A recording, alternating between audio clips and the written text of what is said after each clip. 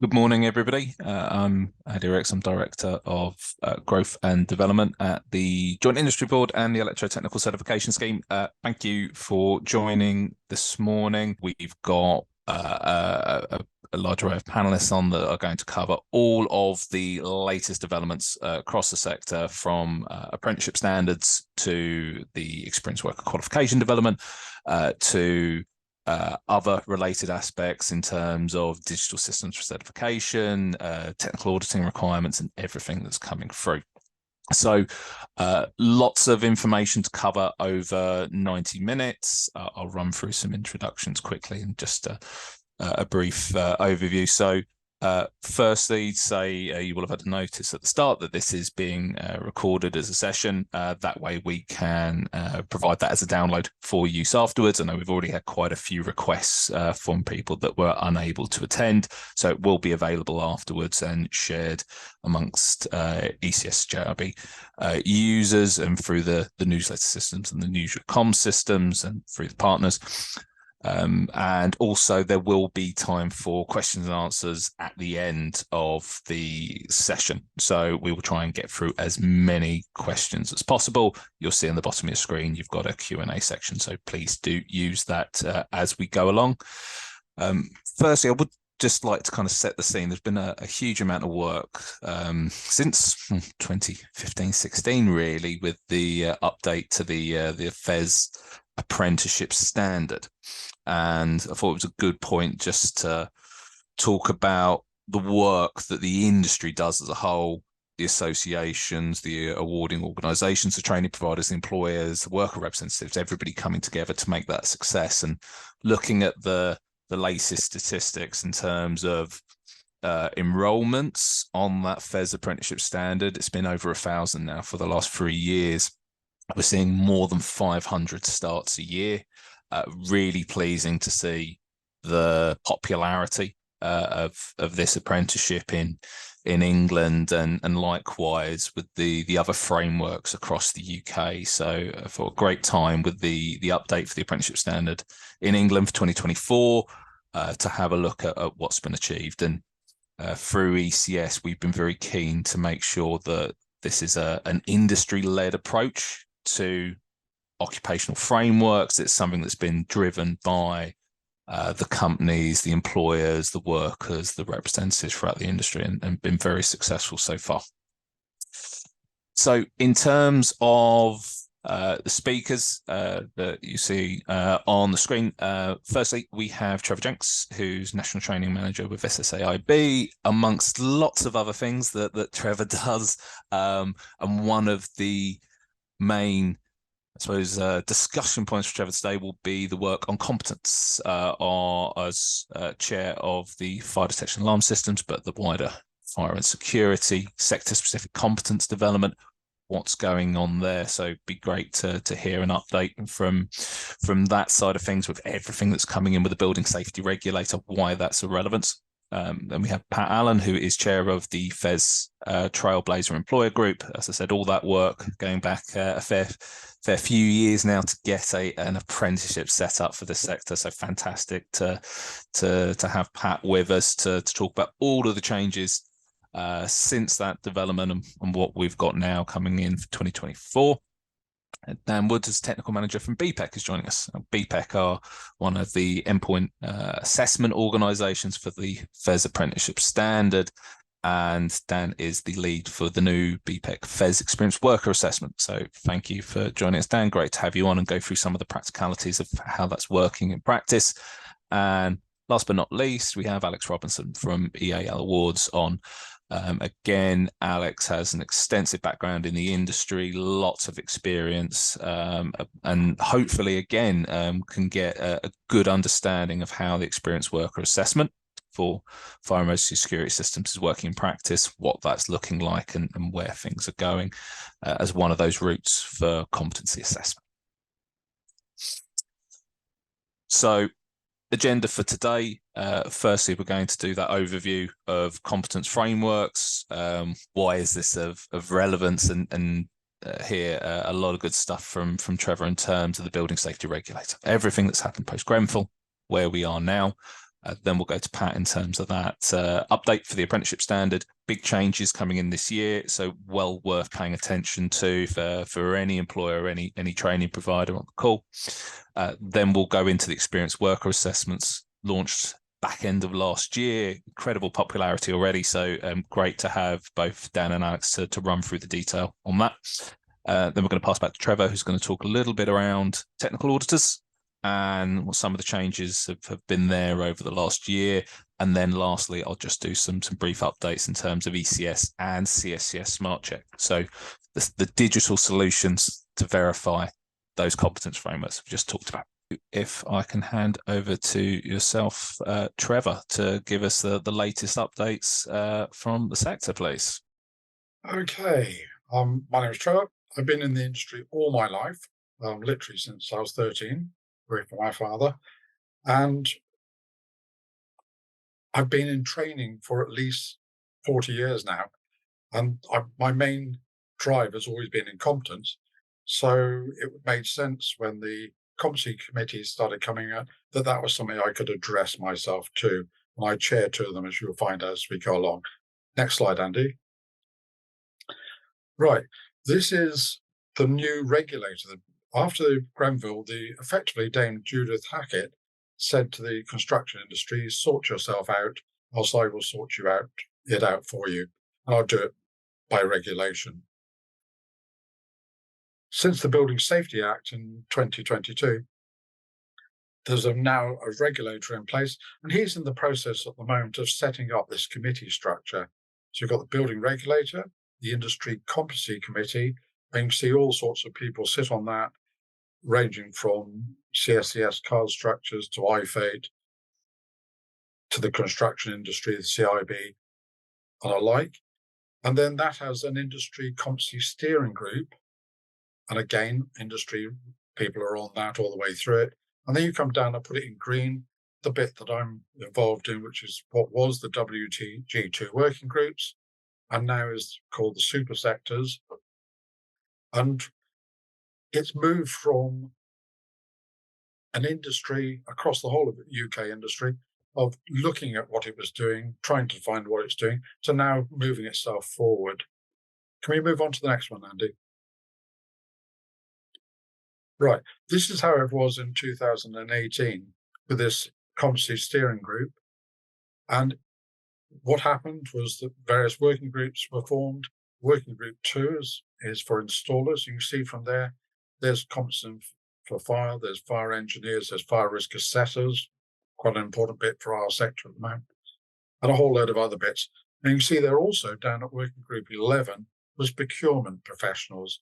And what we've seen increasingly now is people giving orders requiring to prove the order they're giving to a company to install or maintain a system is being carried out by competent people. We'll come back into this word competence because it's been bandied around a lot of time. It's now beginning to mean something because you have to prove it, and there's a proof of competence, and Andy will talk about that bit later on. Working group 2 has 6 priority groups in it. Fire detection and alarms was one. So these were the people involved around the initial Grenville sort of inquiry bit. And of course, fire alarms and after Grenville, had to be right at the very top of the new building regulators' focus. It's politically important as well. You see, I chair that, and Mike Smith from the ECA provides the secretariat for that.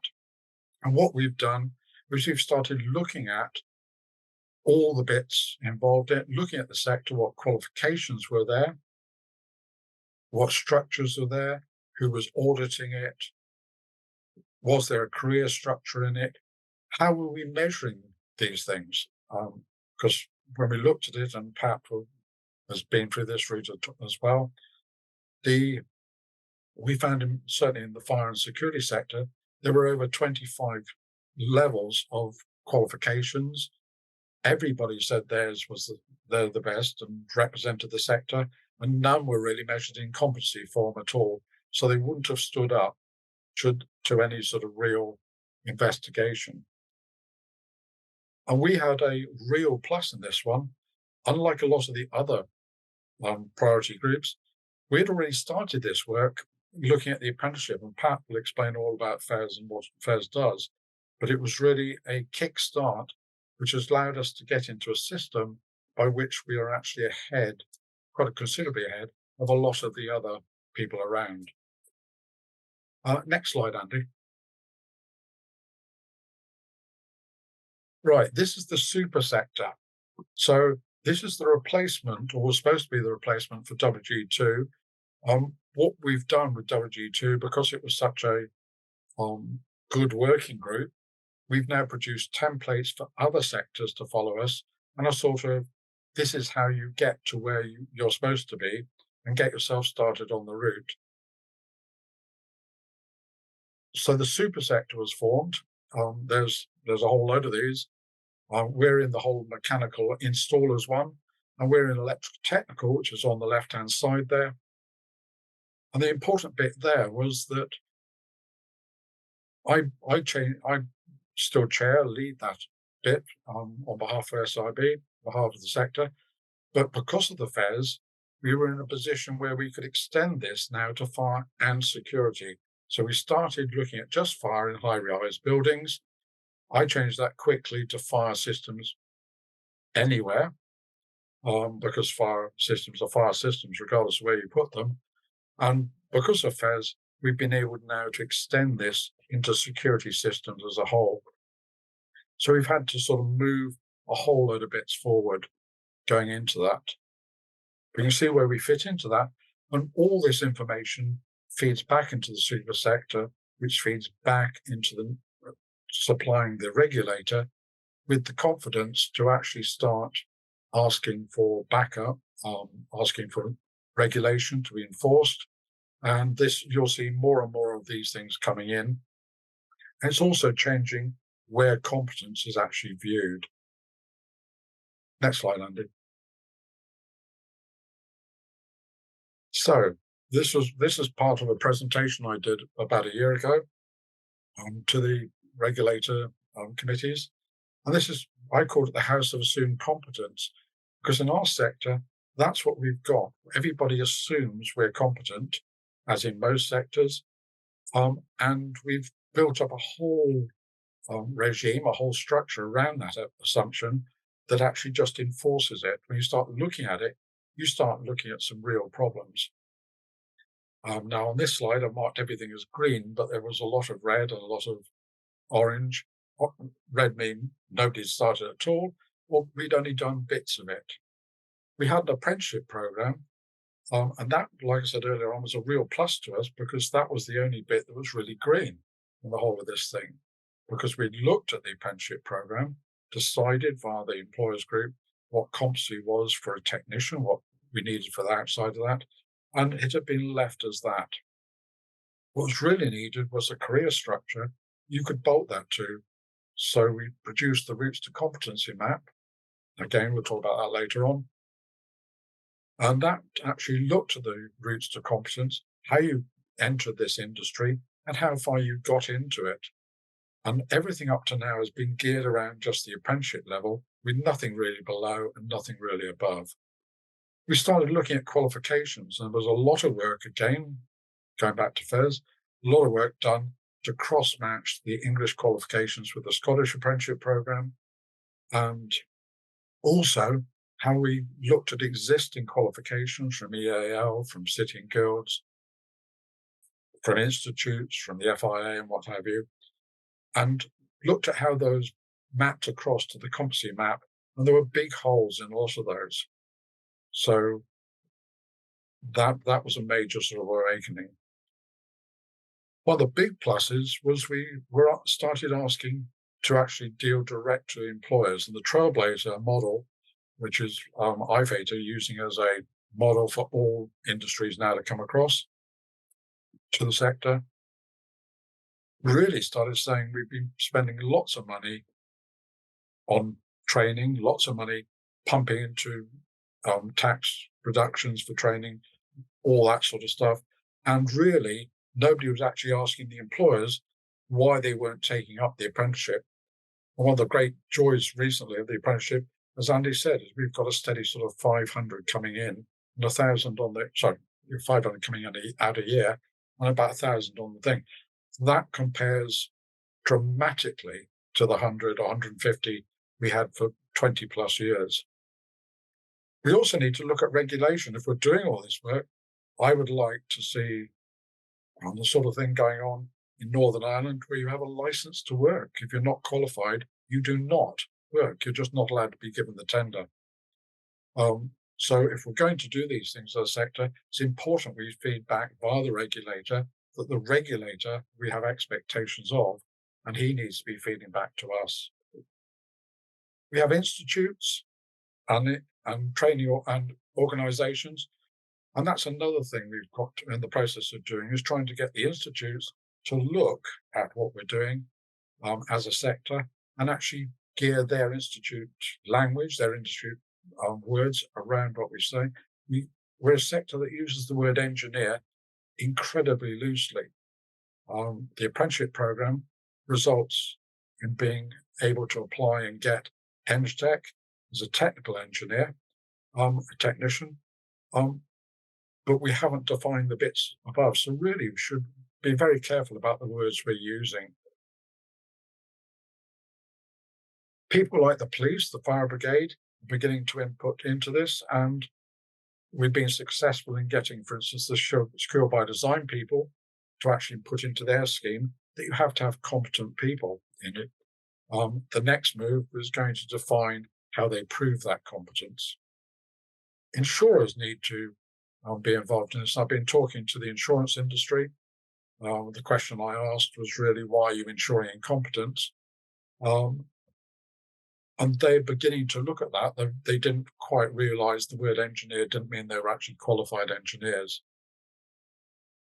And we have the whole of the government bit coming in and approvals, and that's dealt predominantly with inspectorates. And I'll be talking later about the moves we've done in auditing as inspectorates.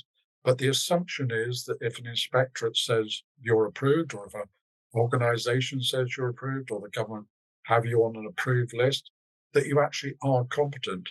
And that's why I talk about this whole process of assumed competence. And it's a sector, it's hopefully a bit that, as we've been doing, the WG2 reports coming out, phase 2 reports coming out at the end of May. And you'll see when that report comes out that as a sector, we are one of the leading sectors in this across industry. And we've done a lot and got a long way forward in this. And that's predominantly because of the work we've done with ECS on the card structure, from the work that Pat's done with the FESS, and it's been moving quite nicely forward. Next slide, please, Andy. And these are, I thought I'd run through the sort of major bits. The Trailblazer group developed an apprenticeship and the competency standard. This was used to develop a common UK competency standard, technician standard. I went out and I spoke to the Scottish Select. I spoke to the Northern Ireland Federation, which was starting up. We've now got the Welsh Federation, Welsh FESS Employers Group. And I made the comment that we've got this FESS competency standard. It's not a qualification in qualification style bits. It has an endpoint assessment, which means it's Ofsted and accredited and what have you. So it's a regulated qualification. I use that word in brackets because that's what the industry has decided it wants. And we use that standard because it was a standard. We all understand compliance to standards in this sector to actually modify our own regional apprenticeship programs and regional standards to come into that competency standard. Once you've got that defined competency standard across the UK, it's much easier to go to JRB ECS and actually start saying, can we have a UK card? Because that's what the Northern Ireland employers wanted, the Welsh employers wanted. They wanted something the Scottish ones. They wanted something that anywhere their guys worked, the competency card was recognised. We didn't want a Northern Ireland card, a Welsh card, an English card. And that's what we were moving away from. Once we've got that, of course, you can move up and down. So we now have operatives to described, and we have technical managers and supervisors described at the other end. We have traineeships described. Now, some of these, like operative and traineeship, and some of the management ones, still need to be developed. And there's a lot of bits in our route to competency that hadn't really been identified, like in designing, estimating, selling, supervision, and the like. And that's all work still to be done. And that's how we got this route from competency onwards, and why it was important to get the GIB ECS cards involved, because they become almost a third-party auditor for the standards, the competency in the industry. They're neutral in so much as they're not involved directly in the development of the standard, but they are involved in the checking the standard, making sure the technical bits of the standard and the technical structures go against this agreed structure. So it's a nice marrying of pages. Next one, Andy. This produced a template which highlighted the roles within the sector which weren't defined. And this is part of the template that W2 has given to the industry to follow. We cross-matched it against the SCEBs. That's the skills, knowledge, and behaviours that are required. You hear a lot of that. And against BSI Flex, and you're going to hear a lot about BSI Flex this year. It's effectively what it talks about is not operational competence. And that's what we've got at the moment. I'm work for the SSAIB. We have SSAIB approved companies. We have NSI approved companies. We have BAFE approved companies. Those are companies that are deemed to be operationally competent. But what we don't do is go down to the individual levels to make sure the individual is competent. And changes in the new BAFE scheme are beginning to hint at that. Of course, we have, as a sector, we have this enormous amount of people who just weren't qualified of any sort. And so we have an enormous experienced worker issue. And that's one of our great pluses we've done in the last sort of year is make an experienced worker assessment route defined through the ECS work and through the FESS work for Northern Ireland, through England, through Scotland, and like. And we've actually trialled that with an enormous amount of work coming out of BPEC and EAL to achieve this in almost record time. A lot of sectors are looking back and asking us how we've done that, but it was because we collectively worked together. So we now have that in place, and we have probably, my estimation is maybe 10,000 people who need to go and get this qualification. Others have estimated that much higher.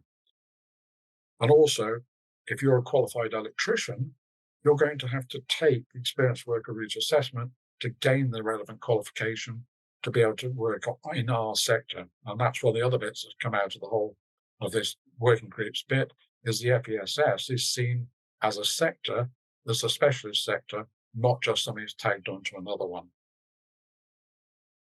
Of course, we have an ongoing bit that we need to start thinking about, and which we're working on at the moment, is how when we get to our card, and it runs for 5 years or 3 years, whatever we've decided, and when we get to that, how we renew it. And certainly ongoing development is there.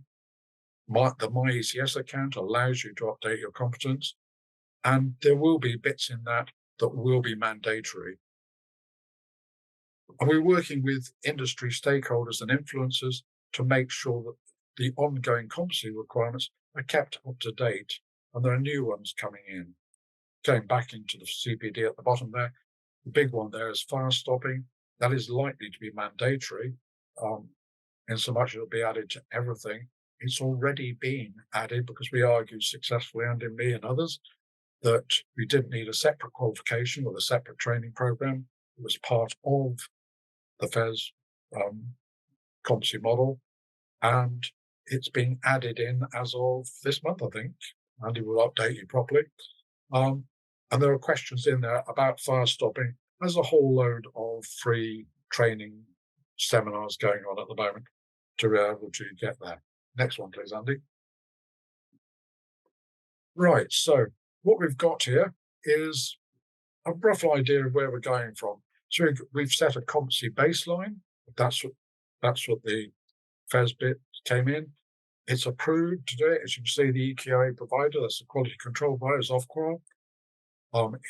And it's registered by the Institute of Apprenticeships and Technical Education, which is Ofsted. No, not Ofsted, IFATE. Too many names. And there we've now got our route to competency map, and we've got our experienced worker route. And we're moving into now this demonstration of competence with third-party certification and BAFE making changes, and we've got our cards. So increasingly, you will not get onto a site, domestic or commercial, without having this card, this proof of competency. People like BAFE are beginning to look at their schemes to change those schemes so that they involve the word competency rather than just paying lip service to it, and BAFE have moved that on dramatically. And the third-party certification bodies are beginning to have to hard think about that, hence my talk about technical auditing cards a bit later on. And finally, Andy, I think the last slide.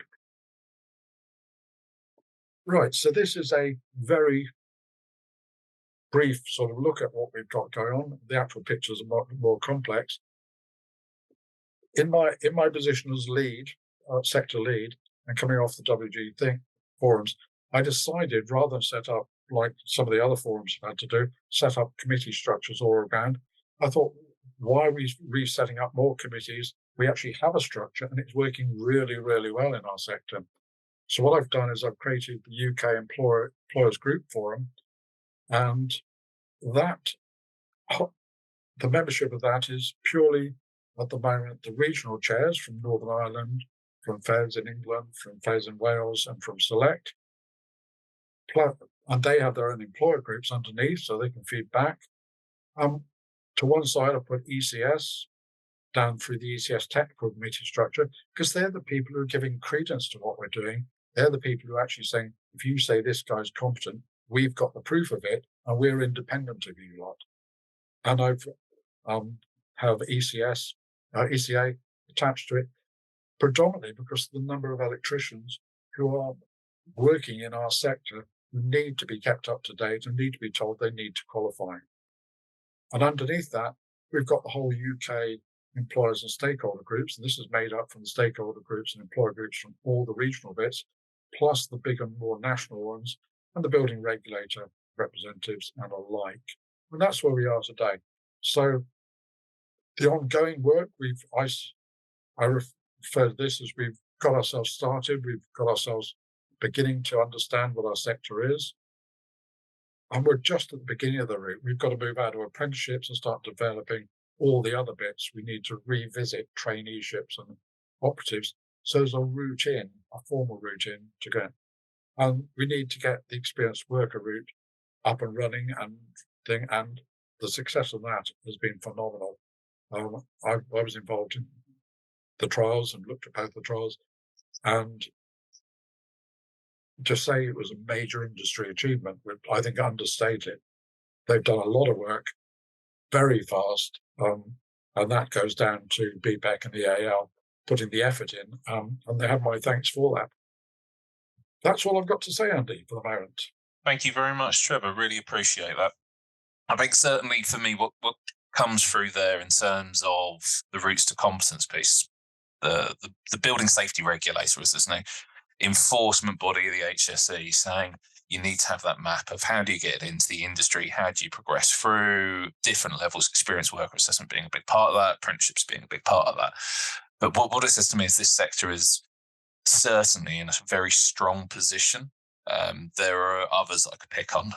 I'm going to pick on rain screen cladding. There are lots out there, but where they were starting from zero, it's a real challenge. Where you've got here, the structure's already set up, where you already know what those routes look. How do you get from zero to hero? How do you move through? What does good CPD look like? What does that progression look like? Yeah, it's not a full picture, but certainly the core of it's there. So I think that's absolutely fantastic. That will be one of the first kind of pilot groups putting forward that structure, and great to see. So yeah, really appreciate that. I'm sure we will have lots of questions at the end for you.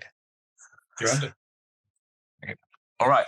In terms of say what I think started a lot of that collaborative work and raising the bar 10 years ago now, was the formalisation of that apprenticeship standard. So nobody better to speak about that than Pat Allen as chair of the FESS Employer Group. Pat, love to hear what you've been up to recently and where we are with the revisions, please.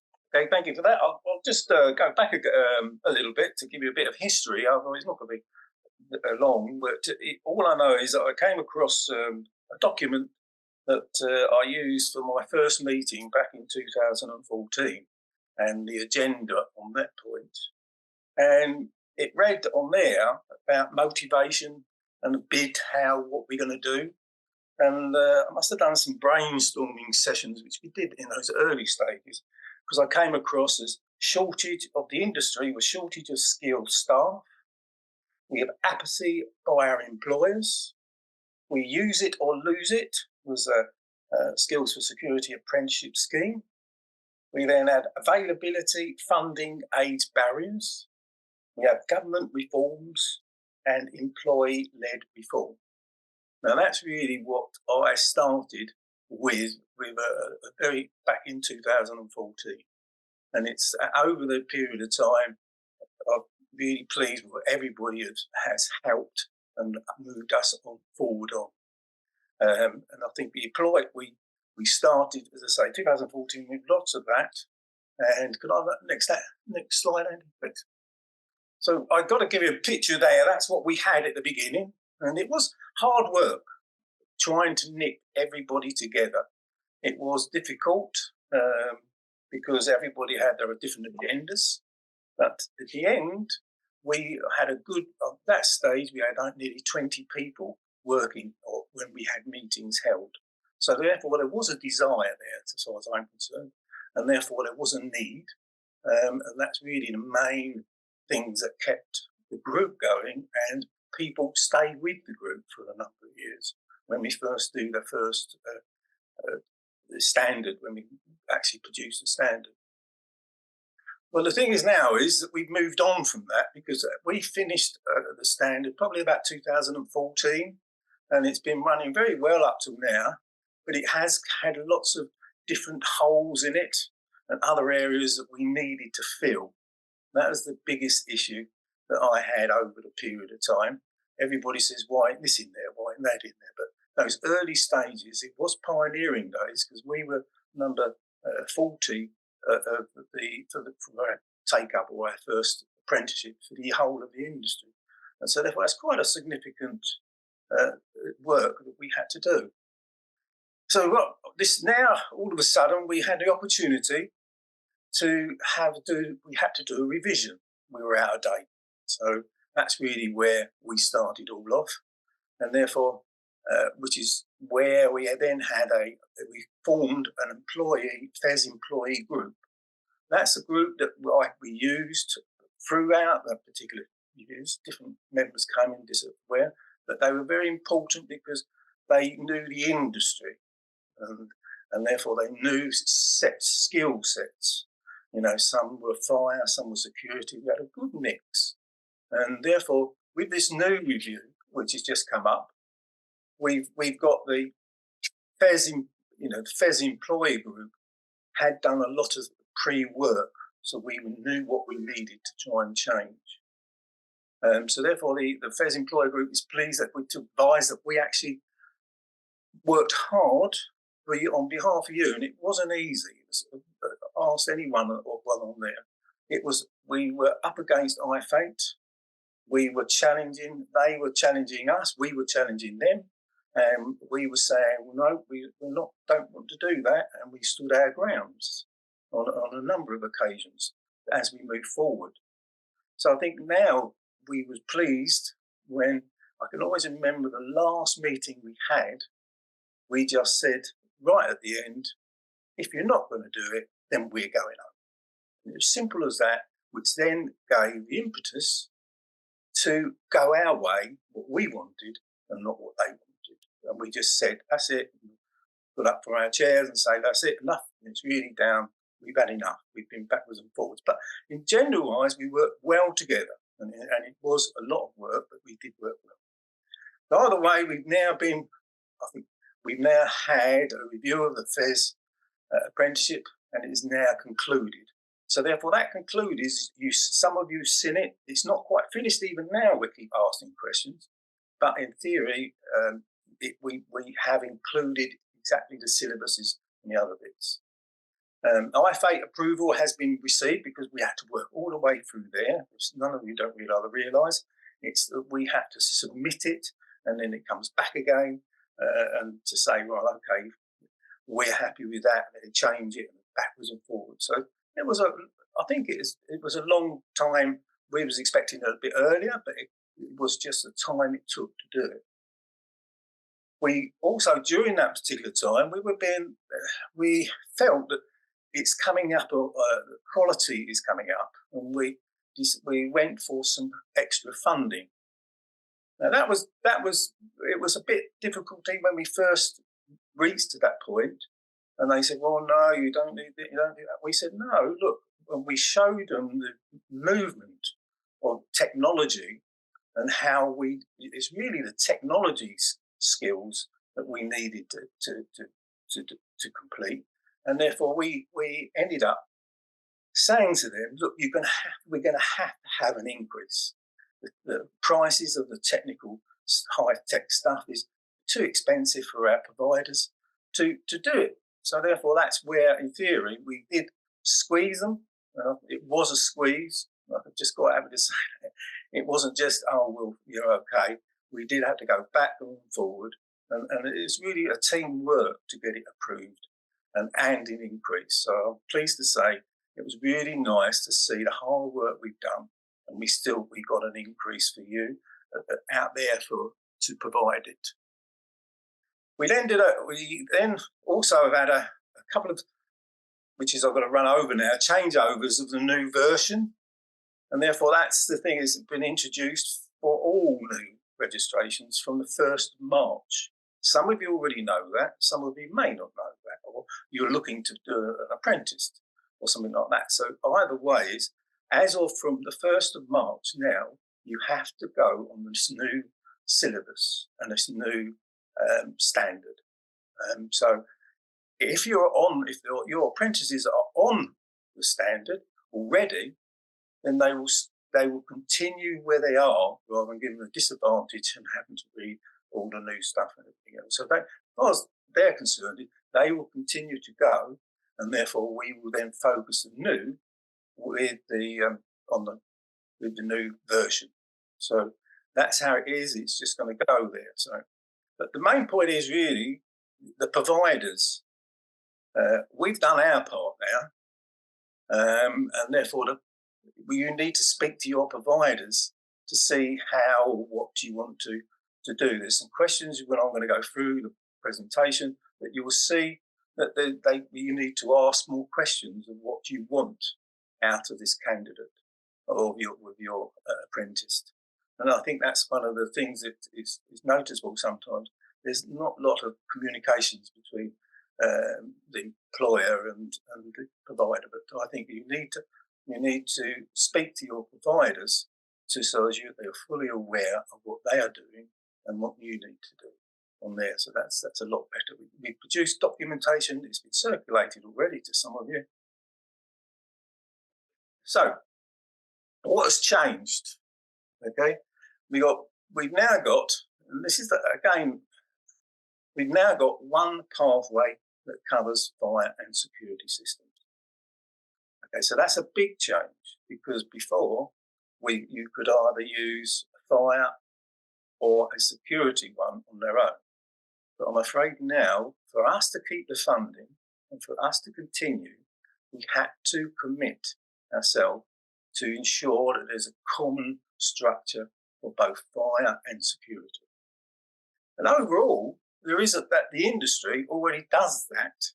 A lot of the companies do that, and it's a good opportunity for those companies, other ones who are not doing it, is to get involved in, say, fire. The fires is a weaker one, whereas the security there's plenty. But I think in general-wise, we need to now push on the security side to get that up. It has had a lot of our work done on that particular standard, and we've done a lot of work on it, and therefore it should be a lot easier for you as a company to work out what you need to do to get it up and with your employers, with your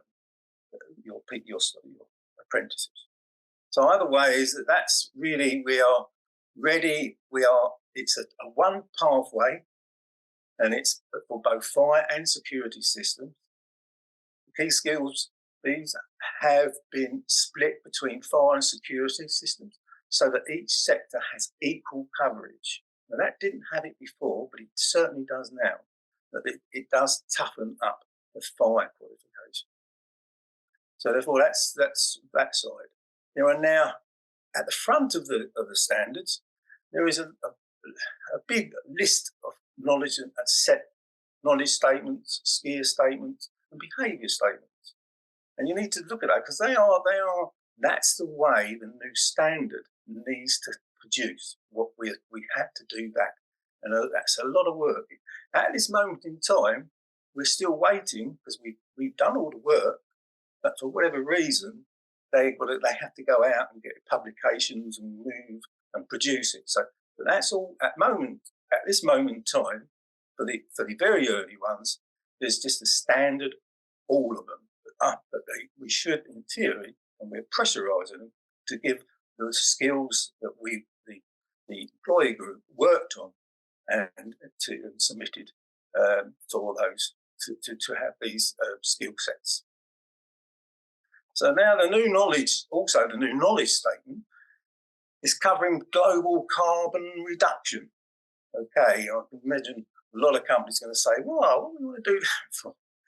And the application of carbon reduction solutions. Well, I'm afraid to say that is a governmental issue that we have to do. And I'm afraid to say it's nothing it's a way of the world. So as far as I'm concerned, it's something that you need to be aware of. Your staff are going to be informed on that anyway. So that's one thing you won't have to do going forward to presenting. As I said there, you've got down all the behaviours have all changed. They have all changed. There's been a lot of work on those. And really, there's two people have done a lot of work on it. And therefore, let's change in it. And they work very hard. And we go and do it. And then they say, no, we won't agree. We want to do it. No, we won't agree. There was a lot of backwards and forwards. But at the end of the day, I think what we've come out with is a very robust qualification. It's a lot better than what we've had back in 2014. So therefore, those are all behaviours and changes. So you can see if you go on to the IFATE part on there, you would be able to see the list of all the behaviours and everything else on there on the complete standard for what I'm talking to you about. So rather than, if not, just let me know. I'll give you the link. There's been also the achievement of the apprenticeship standard will continue to be led by IET and NSTEC. Now they have supported us, so they've done a support, and again, it's not really recognised sometimes in our sector that we do have a NSTEC qualification that it will lead to by there, and not a lot of where you then get recognition of that qualification that you can keep the rest of their lives. So you need to push it to your apprentices that it does, once it's got there, it is a truly great thing to have for your employer that's done a lot of work over 3 years. It's a bit like having an achievement for an NSTEC. And it also now gives you the ECS gold card for recognition. So you've got both highly qualified, highly advertised recognitions in just those two bits. But the IET NSTEC is something that we should really, as I say, we need to get it going. It's, I think, just saying, no, they don't need that, they don't need that. But I think in general wise, that shows you the level of what these people, the engineers are doing. Okay, Andy, thanks. Right, so here we go, a little bit more about the endpoint assessment plan now. And I mean, all of you should know, unless there's somebody who hasn't been up to date on the apprentices or you want to ask the questions, that we do the endpoint assessment plan. Now that endpoint assessment plan is quite robust now. It's quite, I think it's about 40 pages, I think. I've never gone around it, but I can remember it going, it's quite a significant document. It's a lot more detailed because the arguments when we first started it was saying, well, no, we don't agree with that, we don't agree with this. Well, this new document now goes into great detail and it is very robust. So I'm very pleased for the work that people have done on it because it then allows that to go forward. So we've now got three, we have on the endpoint assessment, and I presumably everybody knows that. If you don't know that, that's the test at the end of their apprenticeships. They're coming in the last 3 months. And in now, you've got a professional interview, you've got a knowledge test and practical with questioning. So that's changed, and it's a bit more, you need to be a bit more aware. But these changes will not occur now for at least another 2.5, 3 years. So that's got to be trained out with them. So that's where the providers come into it, and that they need to ensure that everybody's up to date with it.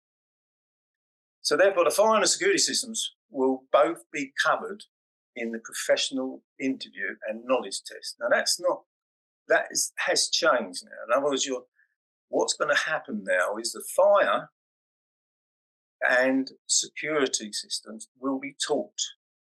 So they will, if they're on that apprenticeship, they will be taught both fire and security. That is the big change. We had to do that for us to be where we are now. It was as simple as that. If we don't do it, we don't have it. And that was from my thing. So that was quite an in-depth thing that we knew we had to do. And a lot of work has now been done on that. So in other words, it's the interviews and the knowledge tests. They all form part of the endpoint assessment much more than what we had before.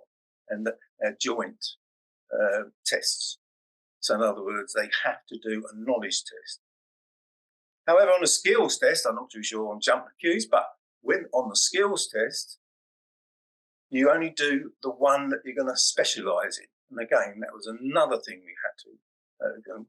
We have to do the apprentice that we do either security or you do a fire.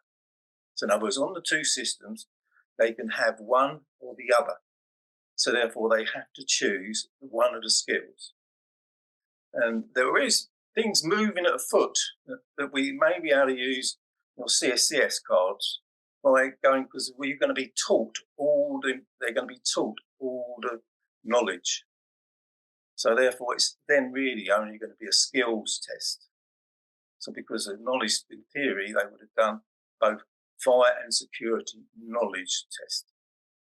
And I think that's a good idea because in the industry, technology is changing. They're all coming together now. The more I see, it means that's what, when you first look at it back in my early days, you think, well, this is, we don't need all this. But when you look back now and say, glad we done that, even though we had loads of, why are you doing that for? The people are complaining bitterly about why, but then the technology's merging and you have to move with it. And I think that's a great thing for the industry. It has a big opportunity now to come really forward onto that particular area. So therefore, the practical assessment with questioning, and this is the endpoint assessment. They go into a booth and they do the testing, and the apprentice can choose to be tested on either fire and security, which I mentioned today, and that allows inclusivity of fire only and security only. So therefore, under skill sets, they are separated. We can't do much about it.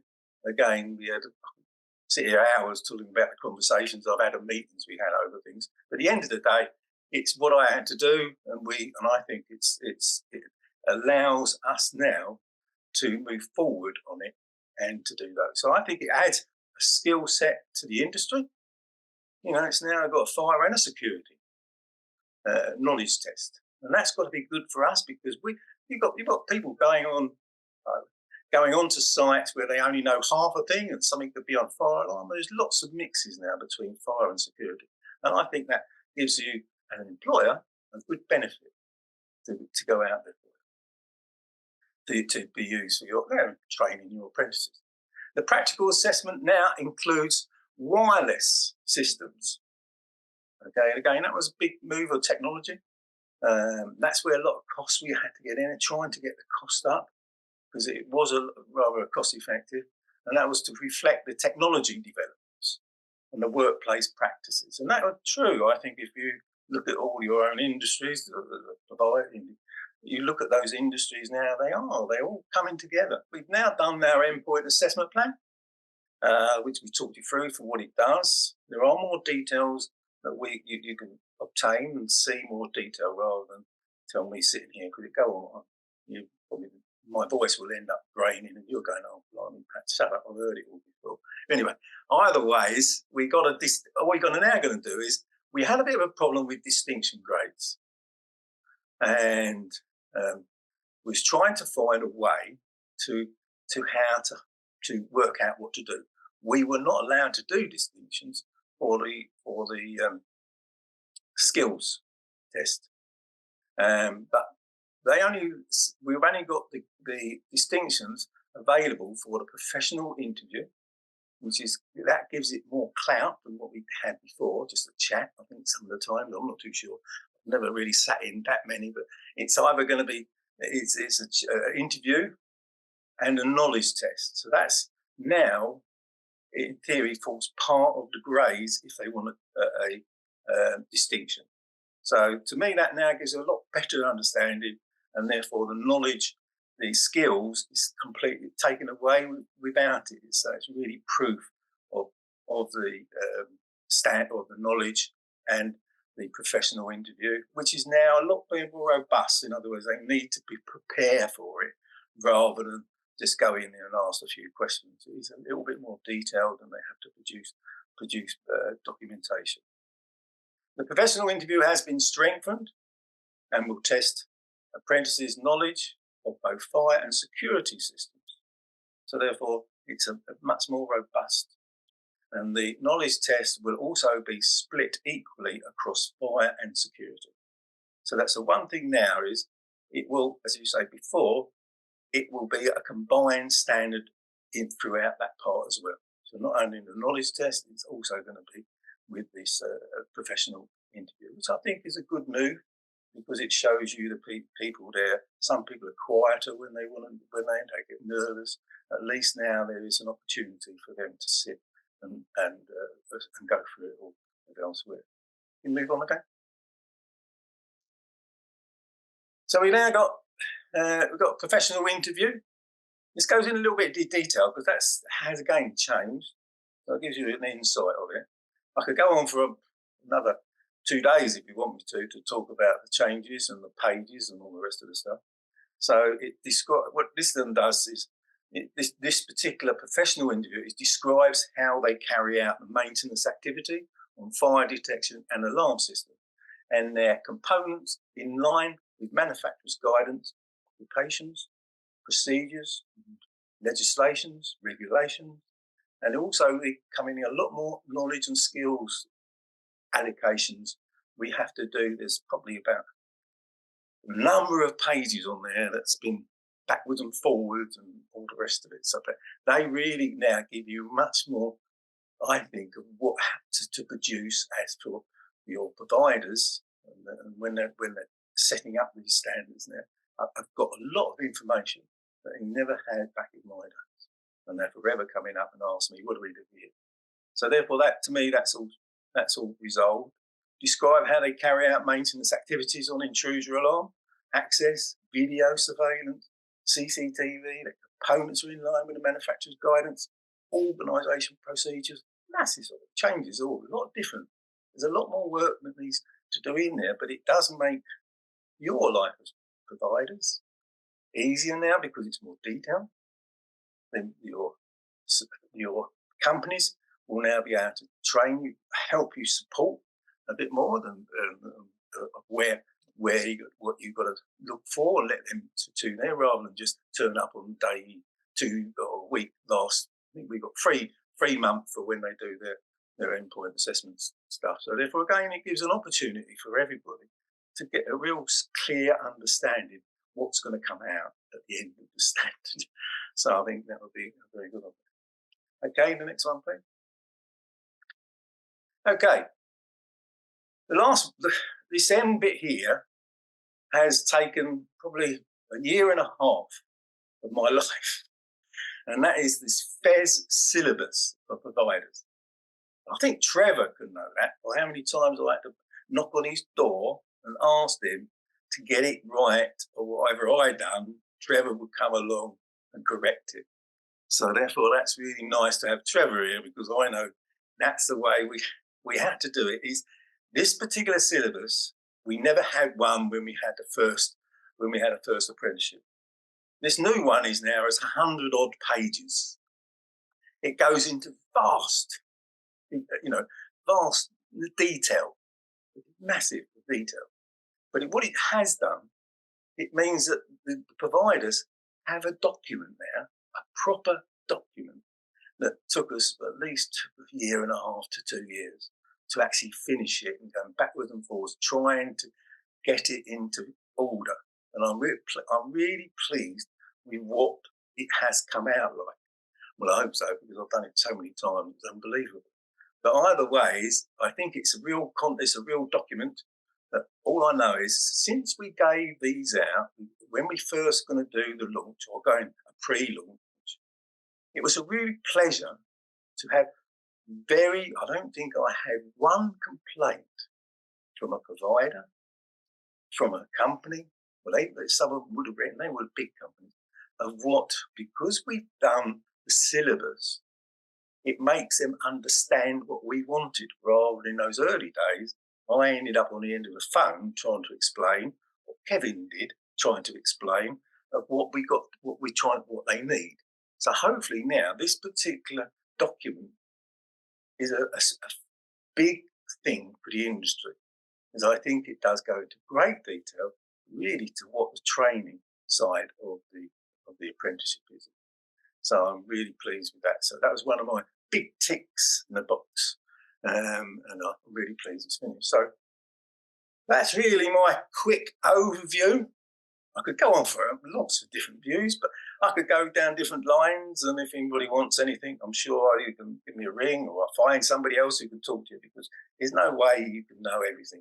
All I can say there, I'm just a motivator. I just try and get people to come along and get people to do things to get it, so as we can get the standard up. Thank you very much, Pat.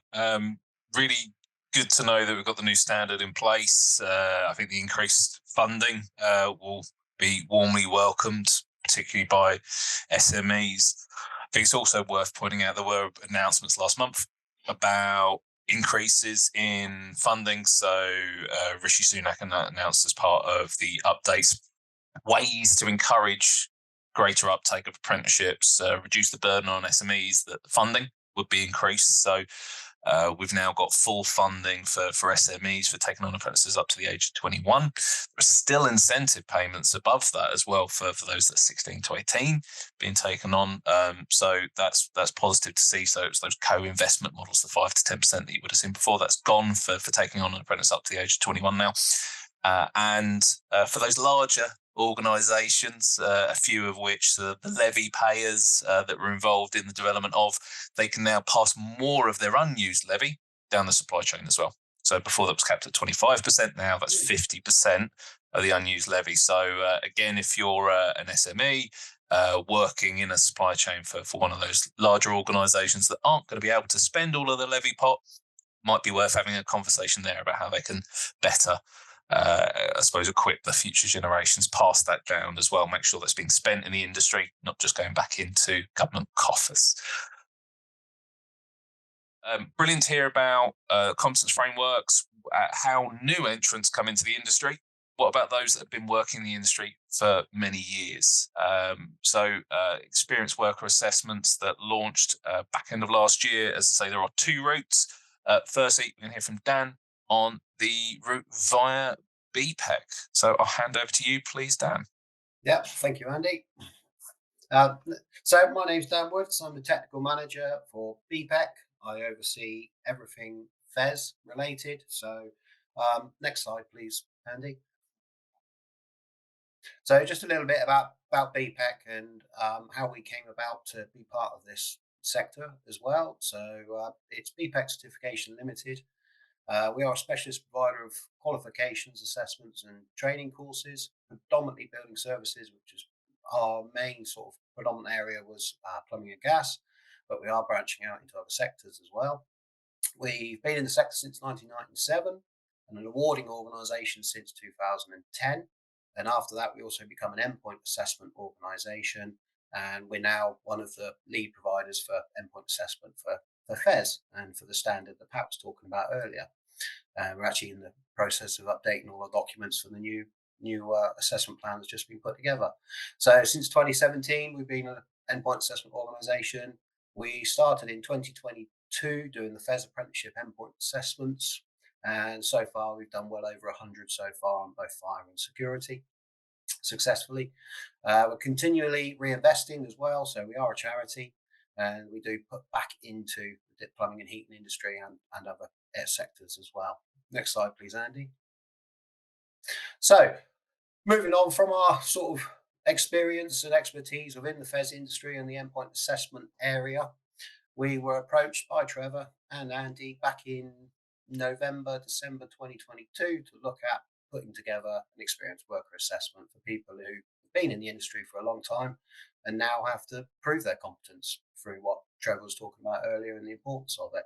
So we looked at it and thought, well, if the endpoint assessment works and has been ratified by several working groups and employer groups, then if it works for an apprentice, why should it not work for an experienced worker? So we sort of decided on that approach or a similar approach to assessment for that. So the first thing that any member or engineer who wants to go through a competency would be to actually start an update and set yourself up with an ECS account. We're looking at a minimum of 5 years experience. The reason we did that is the apprenticeship program is 3 years long, so we wanted to make sure that it didn't encroach or cause any issues with any apprentices, which could then find a different route to competence. So it allows them to complete their apprenticeship, and then similar, anybody who's been in the industry for a long time can then take this approach. We're looking at, first of all, once they've got their ECS account, they'd have to make sure they've passed their health and safety ECS test, decide which card type or which route they want to actually take. So as you all are well aware, there's different routes on the cards, from installation, maintenance, testing, commissions, either fire or security or both, depending on where you want to go. Now, this sector obviously has done a lot of qualifications in the area as well. There's all sorts out there, from the FIA, TAVCON, FireQual, City and Guilds, EAL, with Alex here. So there's different approaches to it, and there's different qualifications that you may already hold. They can be mapped and actually brought in as experience for this. So we looked at it. We need to assess, like knowledge, skills and behaviours on the apprenticeship programme. We need to look at everything. We need to look at engineers' knowledge, engineers' skills, engineers' behaviours. So that's how we look at it. So we're looking at the qualifications for that bit, to show a little bit of competence within the qualifications that they already hold. Could be just CPD records or anything like that. We then need to look at a way of actually approaching and saying, well, how do we evidence that an engineer has got minimum 5 years experience? How do we know they're ready to partake in this assessment? So the first thing we said is, let's make sure they go through the operative card, do the ECS operative test. That will show that they've got knowledge in the industry and experience.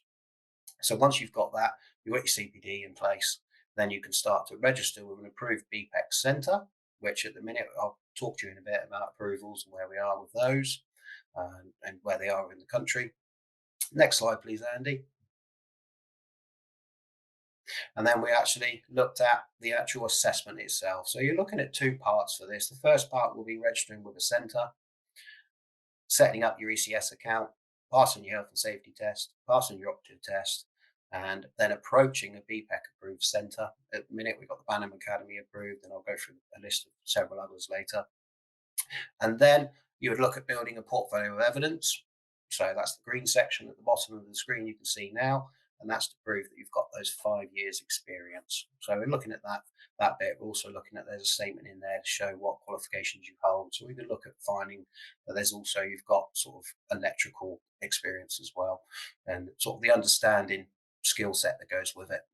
And then the blue bits are the actual assessment. So once you've collaborated, put together your supporting evidence folder, from there you can then bring that into a centre. That will be formally assessed and checked off to make sure that they're comfortable and happy that you're going to go through assessment. And then your assessment route will actually be very similar to what Pat was talking about. A knowledge test, which is going to be paper-based, 60 questions. That will cover electrical principles, fire system knowledge, security system knowledge. So I've used the fire route just as an explanation for today. We'll have a professional discussion with the candidate at the end. So we'll go through behaviours, attitudes, professionalism, customer skills, sustainability, bits like that. That's an hour long. And then you'll have a practical test as well. And on that practical test, you'll go through, you'll physically have to carry out the safe isolation test to prove that you can do that. And then depending on what card type you choose, so the card types on the right hand side, will then determine which route you'll take for a practical assessment. But the idea was that we didn't want to encroach on employers and end up that you'd have to send an employee to a college or a training provider 1 day a week for a year or for 6 months. We looked at it as if these guys, women, men, are out there doing this job, doing it well. All they're coming in to show us that they can do it competently. So we took it down that lowest impact on employers and engineers, that it would be a 1 day assessment once they produce that portfolio. So they come in, sit down, go through the portfolio. Once that's done, arrange a date with the centre, go in, do the practical test, do the knowledge test, do the professional discussion in the afternoon, and then hopefully pass all three to then take you through to your route, your gold card. Your practical test, hourly wise, is broken down into about an hour and a half sections. So for the installation, maintenance, commissioning, about an hour and a half each. So you should be about 4.5 hours, plus or minus 10%, depending on the route of that person, to complete that practical and then move on to the next slide. Next slide, please, Andy. So just a little bit of the evidence requirements of what's needed. Again, this all depends on the card type that you choose to do. So within your portfolio, this is actually a section of the supporting evidence portfolio of what we'll expect you to supply, and it should all be ticked off and referenced. Again, going to be like CPD records, copy of CV, proof that mains safe isolation has taken place, and then we're going to look at, this one's on your fire side, is we're going to look at minimum 1 or minimum 2 of different evidence required within it. So you've got different types of detectors installed, tested, checked, commissioned, fixed surface wiring and bits, and then all you do is map in some evidence of that. It could be a commissioning record, it could be a job sheet from where you've worked, it could be photos, all sorts of different evidence can be used for this. And then it's just referenced, and then once you've built that and you're happy with it, you could then take that into a centre that you've registered with, and then move on and hopefully go through your actual assessment, your 1 day assessment. Next slide, please, Andy. So looking at timings, really for most of this, service and repair, installation, test, commissioning, all around about 90 minutes. That's if you're doing your full scope card. Unless you're going down for just service and repair, then we'd allow 2 hours for that. So you've got a little bit more time to do your practicals. Hour and a half to do your 60 question knowledge test, and a 45-minute professional discussion with the approved assessor. Next slide, please, Andy. And then from that, depending on which card type you choose, will then determine what practical you do. So as you can see, you've got your specialist technical cards, and then depending, everyone's going to have core skills in it. Core skills will be safe isolation, things like that. You're going to have a knowledge test, you're going to have a professional discussion, no matter which route you do. It's the practical that is different. So as a full technician, you can see it's got a tick in every box from 1 to 6, whereas an installation test and commissioning, you wouldn't do the service and repair practical. So that's our approach to it. Next slide, please, Andy. How to get started on this, please keep an eye on our website. There's a screenshot there of our website. We've got a dedicated area for FESS. As on there is the experience worker assessment and endpoint assessment parts, but we're here today to talk about the experience worker assessment. So keep an eye on it. There is a find the centre section on our website. We'll update with centres that go through approval. At the minute, I'm working on about 10 different centres in the country and their approvals. I'll explain where they are in a minute. And we've also got frequently asked questions on our website and some flyers for centres to use. There's flyers for centres who wish to go through approval with us for this assessment. I call it an assessment because it's not a formal regulated qualification. We are an award organisation, so we are the awarding body for this. And then there's also a flyer for you to hand out to delegates as well who are interested in doing it. So you're free to download those and print them off and use them wherever. Next slide, please, Andy. At the minute, approvals wise, you'll see on our website is the Banham Academy. They have now gone through full approval in both of their delivery sites in Earlsfield in London and also in Pride Park in Derby. So they can be approached and start to go through and enroll on this experience worker assessment. Next slide, please, Andy. I'm also working with several other training providers around the country, and this is just a list of some of the areas that we're or regions that we're actually going to be hopefully offering this experience worker assessment. Now, BPEC is probably important now that I'm clear that BPEC is the awarding organisation, so we actually produce this assessment and have had it ratified by the industry working group and ECS to allow you to then gain a gold card. It is the training providers like Banham Academies which will deliver this. So they're the ones you need to approach. You can look on our website, look on the ECS website and see where they're going to be, but it's going to be training providers and training centres which will be delivering this. So they'll be the ones you'll approach to look at gaining enrolment and going through the assessment. And then at the end of it, we will be the certification body, then produce a certificate for you, which gets sent out to that training provider. You can then upload that to the ECS website and apply for your gold card from there. Next slide, please, Andy. Preparing for technician assessment. I put this slide on there just because this is still quite new. It has gone through a full trial. We did the trial back in November, December last year. We started it in June. That's been really successful. We did one fire one and we did one security one. They went right through and both gained their ECS gold cards from it. So it's now open and available for others. It is live. So in the background, whilst you are looking at enrolling on this, you could actually start collecting some form of evidence. So the first thing to do, decide on what role you want to do, what card type you'd like. And then on the next green arrow moving across, you can actually start gaining and setting up your ECS account. You could start making sure your CPD record is up together. You can make sure your CV is up together, make sure you've done the health and safety and the operative tests as well. So you can do those in the background. You can do that pre-enrollment if you wish. And then you'd apply at a centre like Banham Academy or one of the others which are going through approval.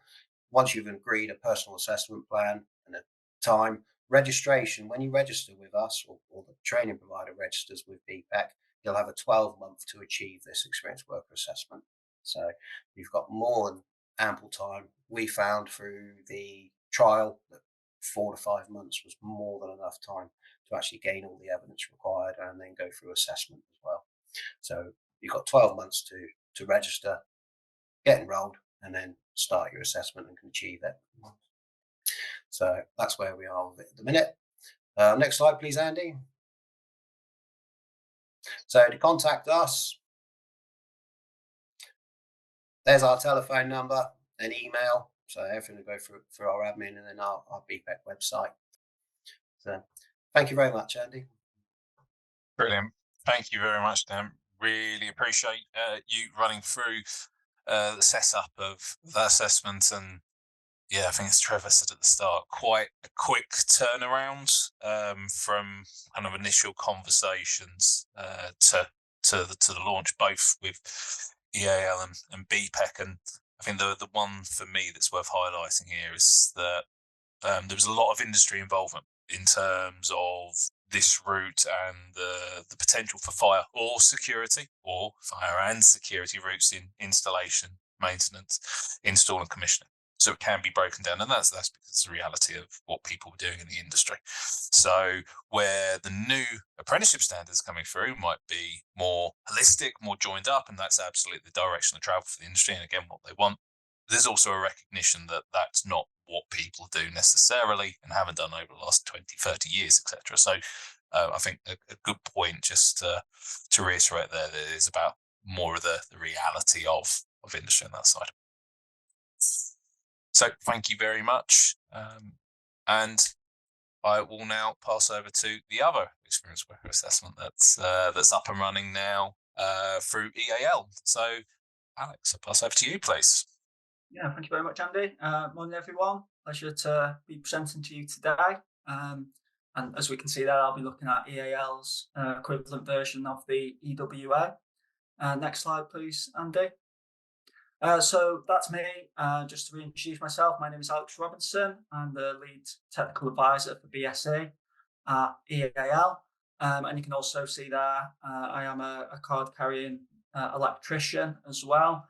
But obviously I'd be one of those people that Trevor referenced earlier, those electricians that now would need to sort of prove their mettle and demonstrate competence if they wanted to be working in this sector, whereas in the past, in days gone by, I may have sort of dipped my toe in. I'd need to sort of go beyond that now, and you know, rightly so. Next slide, please, Andy. A little bit about EAL as an awarding organisation and an endpoint assessment provider there as well. Conscious of time, so I won't dwell too much on that. But if you know, we've just launched our brand new website, so if you want to find out any more information about what we offer and the sectors we serve, then please, you know, take a look at our website. So next slide again, please, Andy. Now, before I get into the details of the experienced worker assessment, I just want to introduce this qualification first, and there is a reason for that. But you can see there that the level 3 MVQ in providing electronic fire and security systems is a qualification for learners who wish to prove their competence. So this is available as part of an apprenticeship in Northern Ireland and Wales. But, you know, it's also a pathway for those with experience working in the fire sector who did not get a chance to undertake an apprenticeship. So it's a route for them to meet their standard, and it does form part of the experienced worker. So we'll look at that in a few moments' time, and it comprises of units of knowledge, understanding, and performance. And we can see there, you know, it's covering all bases in terms of design, installation, through to commissioning and maintenance. So next slide, please, Andy. So yeah, as I already suggested, as well as being applicable to apprentices, it is part of the experienced worker assessment. And again, you know, this is sort of the foundation of that, and we'll look at the other component parts on the next slide.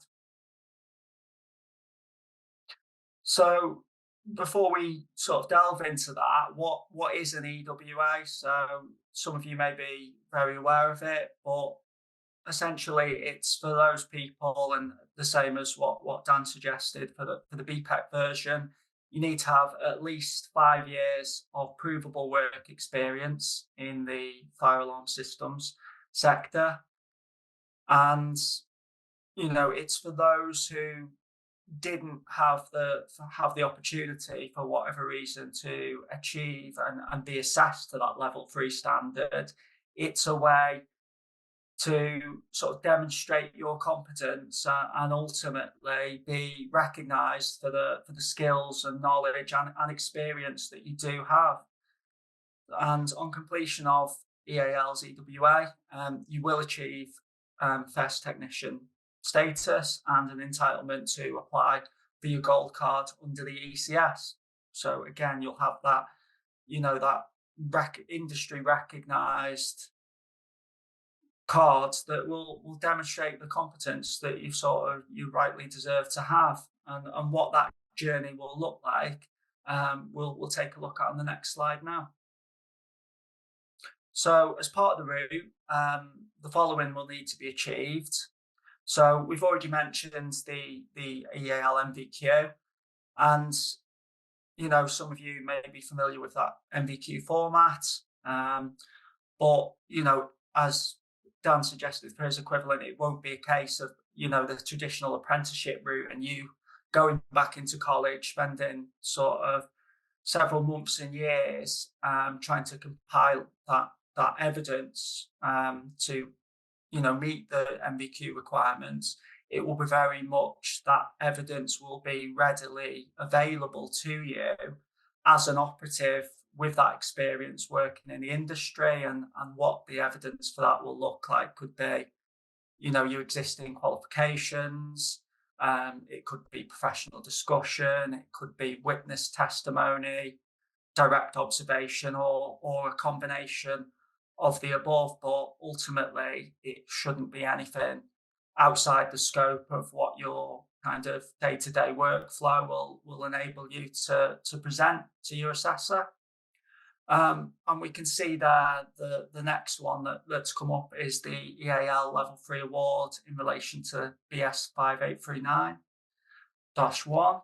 And again, really useful there in that's going to provide you with evidence of the knowledge, but it's a standalone award in its own right. So not only ultimately, if you follow this path, are you going to achieve the experienced worker assessment, you're going to get a sort of standalone award that's kind of recognised and can be used for things such as registration on the BPEC scheme. So kind of valuable in its own right, aside from this, this EWA. And also you'll need, if you're working in dwellings, you'll need a similar award that will cover 5839-6. If you haven't already achieved that, you'll need your ECS health and safety assessment. If you haven't covered it, as part of other qualifications that you sort of bring into the table to be used as recognition of prior learning for this assessment, then you'll need to complete in centre a safe isolation theory and practical assessments, and a professional discussion checking any skills gaps. So that predominantly is everything that will need to be achieved if it hasn't already been done so on entry to gain the full experienced worker assessment. And just as an additional note, if we can move to the next slide, Andy. Trevor referenced it earlier, but if we're thinking about renewal of our ECS cards, for that ongoing renewal, then we will need to have evidence of CPD on equipment you'll be working with, so manufacturer's CPD. So that's an ongoing requirement, additional to those listed on the previous slide. And not only does this meet the requirements for industry recognition on the ECS scheme and a technician gold card, it also meets the baseline competency requirements that were introduced following the tragedy at Grenfell. So we can see there on the image that's Dame Judith Hackett, who is actually the chair of the board at EAL. She's presenting the first EAL MVQ diplomas to 4 successful learners who all came through Zeus training. And you'll probably recognise a few of the faces there as well. We've got, Andy and also Kevin Sparrow from EAL, who's our industry portfolio manager. And as well as being presented with their qualifications, they also received their ECS fire systems technician gold cards at that presentation. So yeah, really sort of big step forward and a great sort of achievement and a line in the sand really for the industry. And we can see there the experience worker assessments are being run by a number of training providers. So these are the providers that are currently listed on the ECS website. But for a more kind of full list, you can contact our customer experience team for the latest providers that are offering this qualification. And next slide, please. Just to summarise, the EWA is only for mature candidates with 5 years full-time provable work experience in fire alarm systems. On completion of the EWA, individuals will achieve their FESS technician status and they'll gain that entitlement to apply for their gold card under the ECS. And then just to close this presentation, thank you for your time. Thank you for listening. If you are an employer or a business in the sector and you'd like more information, then you can contact our industry portfolio manager, Kevin Sparrow, and you can see his contact information there. And he will also be at the event that Dan referenced tomorrow if you wanted to speak to him. And you can see my contact information there again at the bottom. So if you are a training provider that's looking to offer this experienced worker assessment and you'd like to sort of delve more into the weeds of what these qualifications look like and what your delivery model could look like, then please get in touch and we can arrange a separate meeting to discuss what bringing you on board to deliver this could look like and go from there. Thank you very much. Brilliant. Thank you very much, Alex. Really appreciate the oversight and again, a lot of work that's gone into this, I know, and good to see that kind of UK-wide approach to standards being taken as well. Do think that that's a big step forward for what we're trying to achieve collaboratively. Thank you. So, conscious of time, I'll pass back to Trevor if I may, just to run through some of the developments with technical managers, technical auditors as well. Next slide. Right, okay. So what we've been talking about is setting this baseline. And it goes all the way back to the work Pat's done of setting this standard. And I think rather than setting a syllabus or a qualification, because we set a standard and defined it those terms, it's allowed BPEC, it's allowed EAL, it's allowed colleges, allowed the employers to actually develop that around competency and to say this is what the guys should be able to do at the end of the job. What the regulators committees that I sit on have done is actually start defining routes to competence and showing where the bits are missing. You see the great blue section in the middle of that. That was the experienced worker route. This was as of just before Christmas. That's now bright green, as is the bit above. So well done, you two. And the main bit we have in our sector, because very few people were qualified, really weird sector, this experienced worker route is the key to really the future. And that's being picked up by Andy's card system.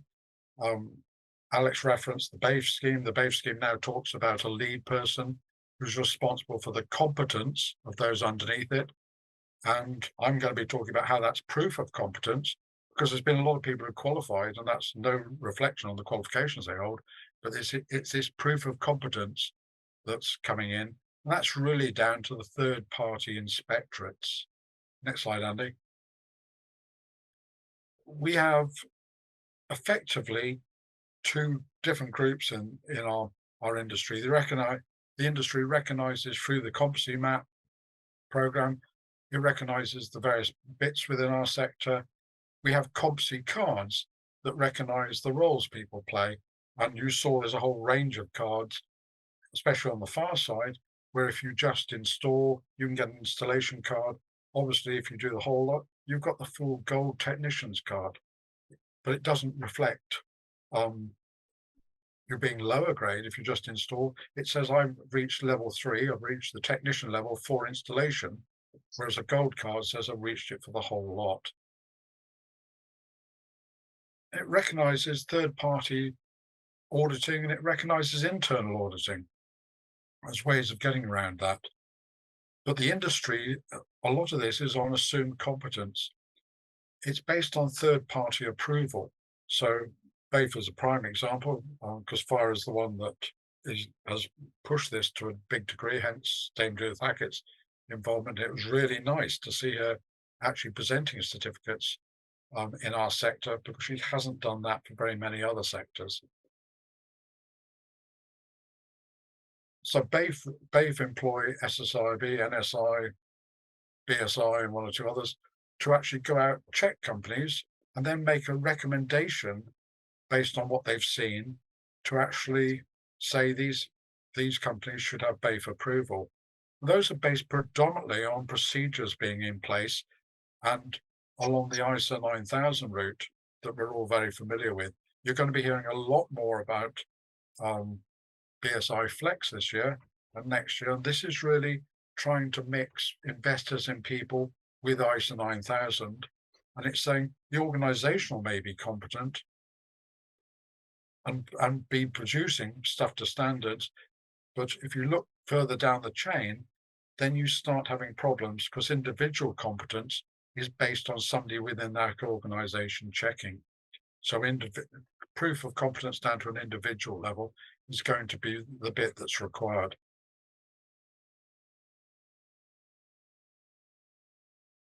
It's based to a degree on who you have to audit the standard. It's based on the training provider saying, I've given somebody this bit of paper, and this bit of paper says they're competent in my mind.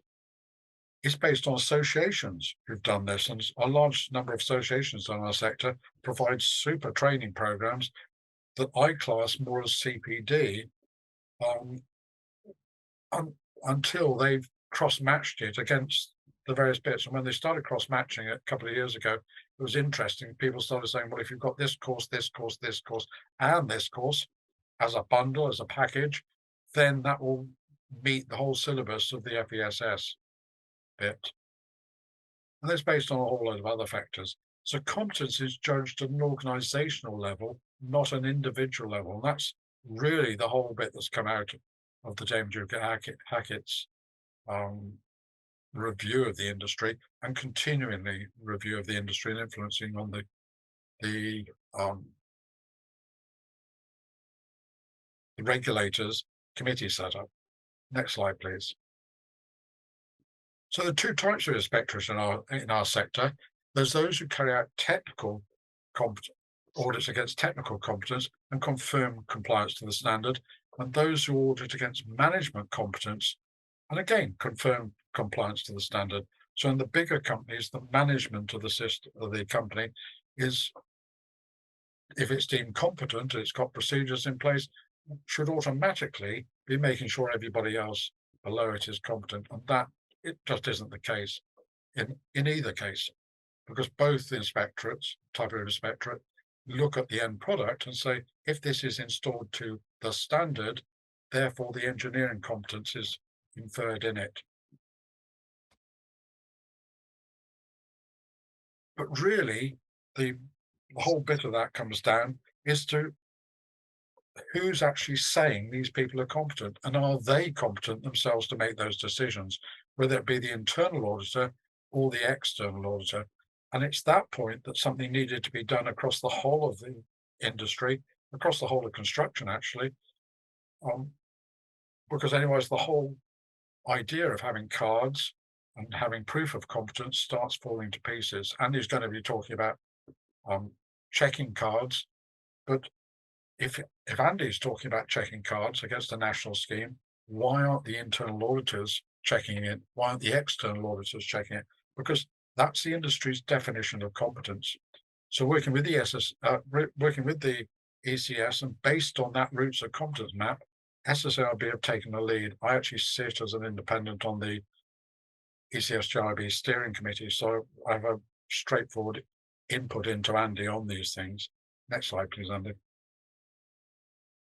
So what we've got is we've created an auditor's card, both internal and external. So at gold card level, you would gain an internal auditor addition to your card.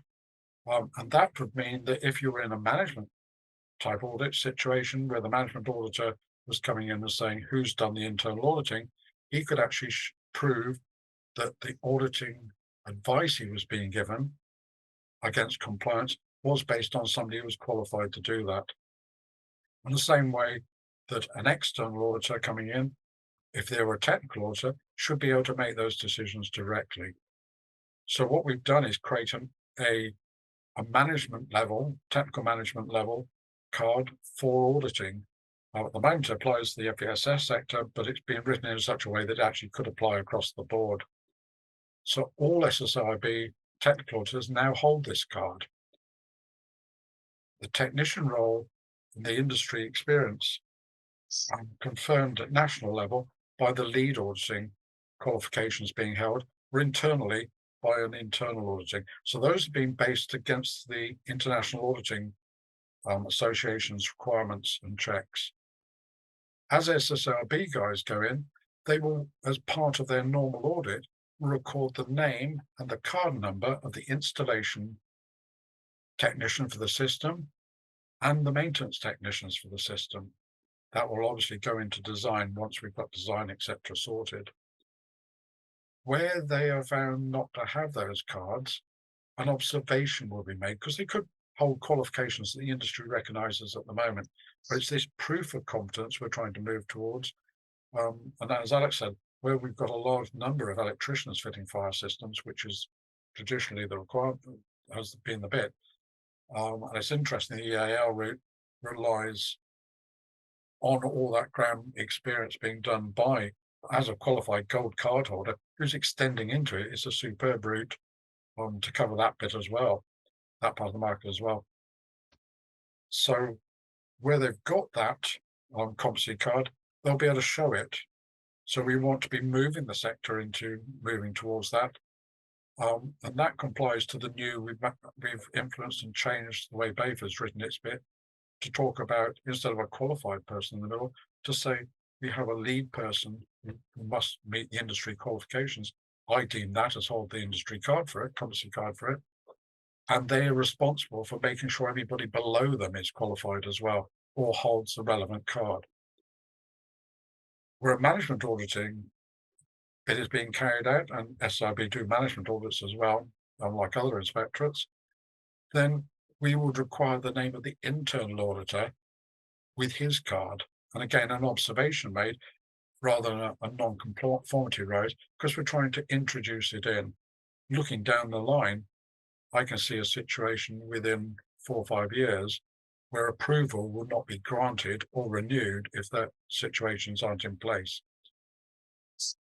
And that's predominantly because we are, as an auditor, in case of fire, recommending to BPEC that somebody's taken approval. We have a legal obligation to check what we are approving and the competency of the people we're approving. With SSAIB companies direct, we have the same one, but it's more direct with the companies on the security side. So through this initiative, SSAIB Auditors is not only recommending approval of the organisation, which is the traditional thing that's happened, but also against individual competence at that level of meeting the requirements set up by the sector through its bit and confirmed by the ECS. This is a major step forward in raising the bar in the security sector and in our competence level. Lovely. Thank you very much, Trevor. Again, much appreciated in terms of that point of who's checking the checkers as well, making sure that there's a more holistic view on competency and the systems in place. So good to hear that's progressing well. Would just mention in terms of the experienced worker assessments now, as mentioned earlier, new training providers are coming on board at the moment for delivery through both BPEC and EAL. We'll be updating the ECS card website once those organisations have ticked all the boxes. They're passed all of the requirements and full delivery sign up. So we will be updating the website with all of those options as well. So again, I'll be very brief, and I'm hoping everybody can stay on for 5-10 minutes afterwards for a few questions. Nobody's got to shoot off. One of the key recommendations from Working Group 2 from the process that Dame Judith Hackett led through raising the bar, setting the bar, etc., was fire safety in buildings awareness being standardised, mandated for all installer sectors, and something that ECS has been working on for a number of years. We're the first of the 38 CSCS Alliance members, those partner schemes as are now, to fully adopt the outcomes and the requirements from the CITB standard on this within the ECS Health, Safety, Environmental Awareness Assessment. So we'd incorporated, just because of the nature of what electrotechnical is and does, the points that Dominic makes in the questions actually about fire stopping, building compartmentation. A lot of that was already there, 90% plus of that minimum standard that was expected for everybody, knowing work across trades, what the impact can be when working, and ultimately putting a hole in the wall, and does that compromise the compartment and the fire stopping abilities, etc. So that has been updated. That will come in from 6th of May, so next week. And there is free online training from CITB available online for that fire safety in buildings awareness. But what that means as ECS is that everybody going forward will have to meet that new minimum standard, and that will be recorded on their ECS account and cards as well. So good step forwards, I think, across the piece, that wanting to again just raise what we do. So I will rattle through just quickly in terms of CSCS Smart Check. So this is the system that was launched originally back in April 22 as one method of verifying all 38, as there are now, CSCS Alliance schemes for personal certification and looking at the competency of individuals. So it's 2.1 million people with valid cards at any one point in time across these 38 CSCS schemes. And we had an issue that for checking purposes, it's incredibly difficult to know which system to use for which scheme. Some were NFCs and chipped cards, some are virtual cards, some are QR codes, some are manual entry, some had no system at all to check, or you needed to call an office somewhere to check a card's validity. Is this person who they say they are they competent to do the job they've been employed for? So collectively, in 2021, I was asked to chair a group amongst the schemes to look at a system, look at a smart technology solution to better, I suppose, identify the competence of the individuals, look at the safety of the workforce, raise standards. How could that be done? Increase productivity, but ultimately safety for those working within the built environment and ultimately the owner occupiers as well. So that system was launched in April 22. Hopefully you've all heard of CSCS Smart Check by now. I talk about it quite regularly. And that was great in terms of a free, very simple to use way of checking any of those 2 million plus cards when somebody comes onto a site, if they come to your door and want to do work at a domestic level as well. But what we knew is that the big areas, the big infrastructure systems, for instance, the Hinkley Point Cs of this world, the HS2s, those types of scale, the projects that already have the access control systems in place. A lot of you will already work with those types of providers and systems. They're not going to change the infrastructure or use a smartphone app. They've already got that software in place. They've already got the hardware in place for it. So we wanted to make sure that we had options for that same level of information and access over time. So that's what we've been working on over the last year or so. And what we'd seen at the back end of 2023 was about 150,000 downloads of the CSCS Smart Check app, which is good. About 250,000 cards have been checked up to the end of the year. So again, we were saying that's good numbers in terms of total of 2.1 million cards valid, as I say. But we knew that we could certainly do more. And what we've seen since the start of the year, so start of 2024, was kind of that uplift from 25,000 cards being checked a month to then 80,000 cards being checked a month in February, to in March 400,000 cards checked in March alone. And that's through the integration into the likes of the MSite, BioSite, Datascope systems. There's 20 plus IT providers now that have those types of networks and systems. But what it means is there is much greater view and focus on that competency piece and evidencing it. I would say evidencing it throughout each chain of the supply chain as well. So each level of the supply chain, making sure that competence is there, and ultimately knowing that you cannot pass liability down the supply chain as a client, as a main contractor. You are also responsible. So that is in place now. If you're using one of those systems, you have an IT software provider that isn't yet tied into CSCS Smart Check, then have a look at the CSCS Smart Check website. Come to the ECS website as well. That'll redirect you. There are some good options there in terms of much greater visibility for that workforce management piece. You also have ECS systems, so both the ECS employer portal for managing your workforce and ECS Check for managing and identifying workers in your supply chain, free to access. You can find that on the ECS card website. So a lot of information there, and I think it's great to see kind of where we were 10 years ago, where we are now as a sector, filling in all of those gaps of competency, what's coming down the line. I'll move on to some questions, if I may.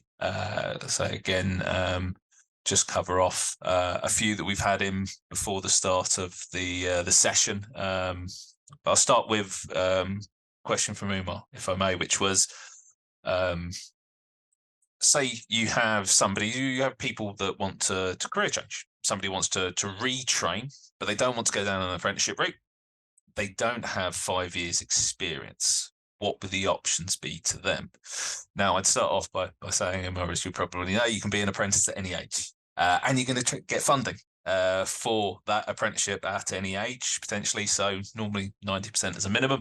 So always an option for people. Lots of people in their 50s and even 60s that will do apprenticeships now. I think fine, if you've got the government funding there, why not take it? But what are the training routes that are available outside the apprenticeship? So Alex, going to pick on you firstly, if I may, but for Trevor, you might have some thoughts of this as well. So, Alex. Yeah, hi Andy, thanks.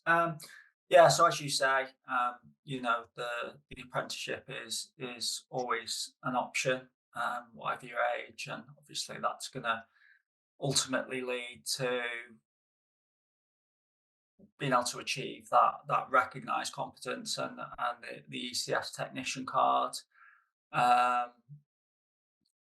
Whether you could explore the likes of the EAL diploma in fire and security systems as that initial qualification, and there's several providers around the UK, private training providers that may offer that. That could be an initial sort of step on the journey while you sort of gain that experience in the industry. And as I also suggested, maybe the level 3 awards in the requirements of 5839-1 or -6 if it's dwellings that you're focusing in on. So there's lots of kind of qualifications and awards that someone could be studying towards as they're sort of making that move into the industry, and then that would open up opportunities maybe to gain access to employment opportunities, which may then, become an apprenticeship, because they've got that sort of baseline knowledge and baseline sort of experience, and that maybe that apprenticeship journey could be an accelerated one, because they're not sort of starting from scratch in the industry. So those could be a couple of options to explore. But my contact details will be on the presentation and the recording. So if you wanted to get in touch and actually look at those in a little bit more detail on what the requirements and kind of timeframes and guided learning hours and some of the providers that offer that in the area, then please, do reach out and we can have a chat about that. Lovely, thank you. Trevor, any kind of insight from your experience? Yeah, I think we're an unusual sector in so much as we have an awful lot of training providers who do what I would call CPD style work.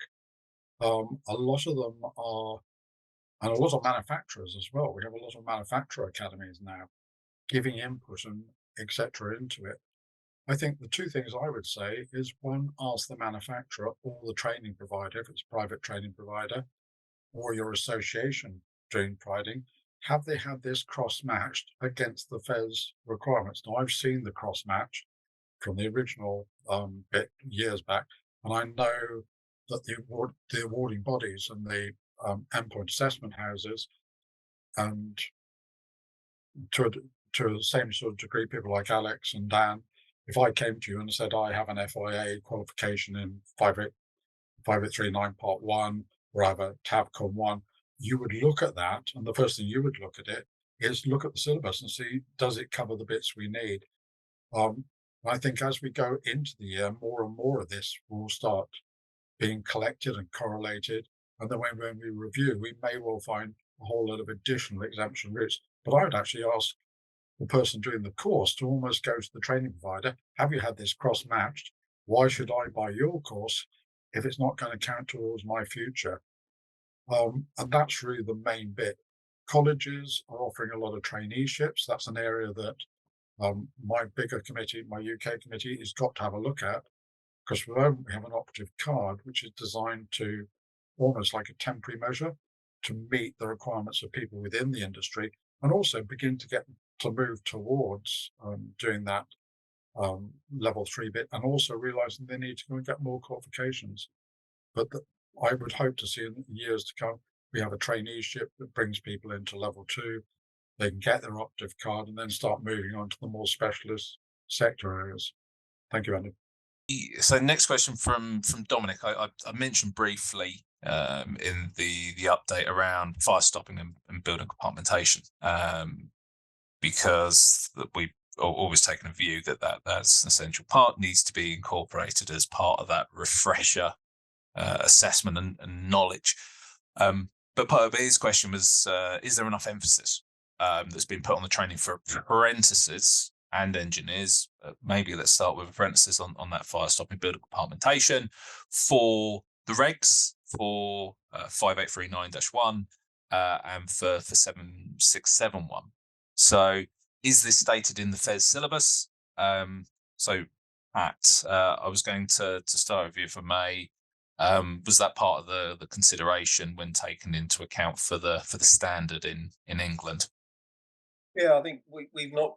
I mean, we've been busy launching it, so I think where we're going to have to sit down and do it on the working group, we'll have to end up having to look at it, because I think the trouble is we're more focused on getting it launched, which we've done now, and then it's a case of just trying to make sure they're all doing that stand there, and then we need to add what we got to do next year. We always somehow get it done. Get it done. I've just got to go and ask for people who like Trevor, and ask people that, hello, what have I got to do? It's you can't go and I'll go around our group, so I'm quite happy once we know. As I say, I don't at this stage. I was just getting the launch. We've done that part. Now we need to, all these other new ones that are just coming on board. We've now really got to go through it and see how we're going to change it. it's like anything in life, and it changes before you got it out, and something else is in wild. But either way, I think that's what we'll have to do, which we've done quite often in different products or different units that's come online. So I'll have to have a word with the employee group. Sure. Trevor, obviously we talked a little bit about this off the back of that fire safety and in buildings knowledge kind of minimum requirement, and very much of the view of don't reinvent the wheel. If something's there, then you recognise the standard. What was your take from part of that? Maybe from a more UK wide perspective as well. Yeah, it's actually in the because I'm aware of the Northern Ireland and Welsh apprenticeship program, which is an EAL one, and that comes in two bits. There's the provision of one, and there's the knowledge of it, which go together. Fast, and like the FESS standard, it's actually in there. It's fire stopping is there, and awareness of fire stopping is there. I think what comes out of discussions we've had, and I showed you earlier on that we have a working group in fire stopping. And fire stopping is a profession in its own right. And I think there's a very fine line people need to understand, and that is in apprenticeships like ours, we need an awareness of it. We need to understand it has to be done. It should be there, the bits we can do, but we also need to be aware that we're not specialists in it. And that's where this responsibility of operating within your competence level, which is the new IFATE requirement. Pat will love to hear that.